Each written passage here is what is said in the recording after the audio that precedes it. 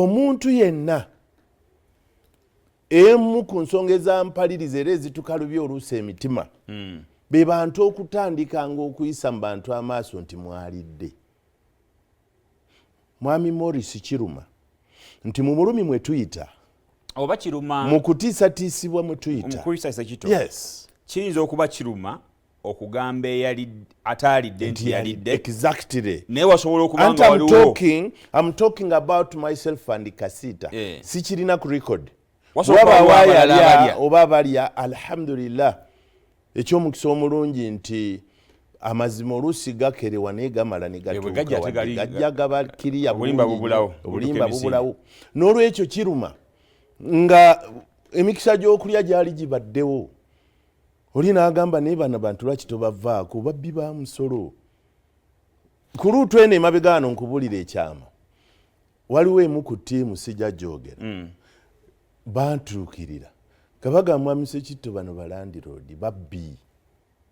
basolooza ssente naye tebakola biwandiiko bituufu kati ffe tukkirize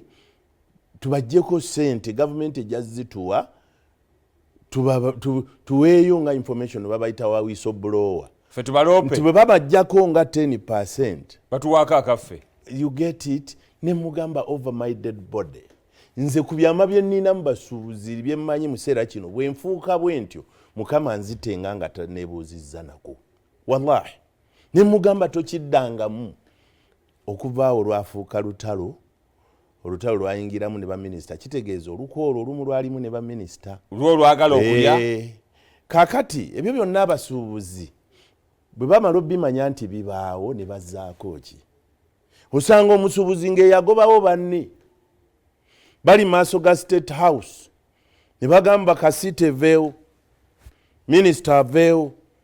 Oweekitiibwa Pulezidenti n'abakamera baveewo adda mu basuubuzi n'abagamba mujje tugenda kuggalawo owulira ensonyi nga zikutte ggwe eyaliwo ng'abantu abo bagoba abasuubuzi bannaabwe abagenza okunnyonnyola ensonga ne boogera ebyabwe nga bagobyewo bannaabwe bonna neebayo akyabakkiriza abo bamu kubafuna entambula okutambula kati abadde batambula era eyayimirira obulungi bw'ati kati wamulabyeko ng'anyega ekigambo kye